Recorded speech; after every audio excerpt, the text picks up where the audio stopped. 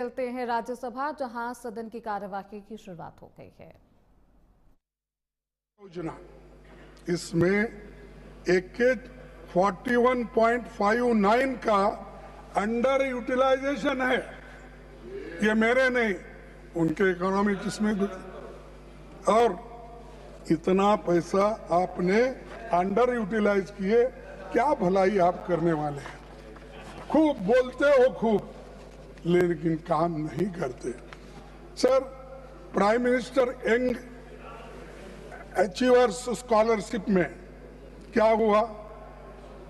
31.51% का under utilisation हुआ। Post matric scholarship में 5.660 यानी कम से कम 6,360 करोड़ में आपने कम से कम 40-50 करोड़ रुपए की कमी की और अंडर यूटिलाइजेशन हुआ उसका। इसके जिम्मेदार कौन है? बातें बहुत बोलते हैं, ये आंकड़े बताते हैं। ये मेरे आंकड़े नहीं, आप जो देते हैं उन्हीं आंकड़ों को लेकर मैं बात यहां पर आपके सामने पेश कर रहा हूं। सभापति, अनुसूचित जातियों, जनजातियों और महिलाओं के खिलाफ अपराध लगातार बढ़ रहे हैं। आंकड़े आप लोग छिपाते रहते हो। अगर आपके आंकड़े आप देखेंगे सोशल जस्टिस के डिपार्टमेंट से हो या क्राइम रिकॉर्ड ब्यूरो से हो, अगर आप मंगाएंगे आपको मालूम होता आंकड़े बढ़ रहे हैं या घट रहे हैं। सबको पता है कि हर अपराध दर्ज नहीं होता।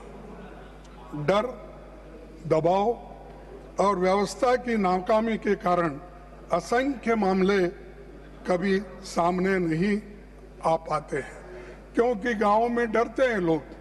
ये केस अगर रजिस्टर हुआ, हमको गांव में रहने देते या नहीं। ये मुश्किल से अत्याचार भी अगर होता है, अपने मर्यादा को डर के महिलाएं और SC ST उनको सपोर्ट नहीं रहने की वजह से वो डर के वो भी लोग पुलिस तक नहीं जाते। हर घटना रिपोर्ट नहीं होती, इस कारण जातिगत हिंसा करने वालों की करने वालों का और उनको प्रोत्साहन मिल रहा है। सर, आजादी के बाद हमारे सामने दो सबसे बड़े लक्ष्य थे। समान न्याय पर आधारित सामाजिक व्यवस्था खड़ी करना और देश को एक संसदीय लोकतंत्र बनाना। आपने 11 सालों में दोनों पर बुलडोजर लगाए और आपकी सोच में संविधान नीचे और मनुस्मृति ऊपर। पिछले सालों में सरकार संविधान के 4 स्तंभों को जस्टिस, लिबर्टी, इक्वालिटी और फ्रेटर्निटी पर चोट आपने लगा दी और ये आप कर रहे हैं। और संविधान को खत्म करने की आपकी योजना है। ये इस दिन में आपको मैं सामने रख रहा हूं। मनरेगा। चलिए खबरों में बढ़ते आगे। मणिपुर में वाई खेमचंद सिंह ने सरकार बनाने का दावा पेश कर दिया है। मणिपुर के नए मुख्यमंत्री होंगे खेमचंद सिंह। पिछले 1 साल से मणिपुर में राष्ट्रपति शासन लागू है। 12 फरवरी को ये खत्म हो जाएगा और उससे पहले विधायक दल की बैठक में खेमचंद को विधायक दल का नेता चुना जाता है। ये जानकारी मिल रही है कि खेमचंद के साथ 2 उप मुख्यमंत्री भी शपथ लेते हुए नजर आएंगे।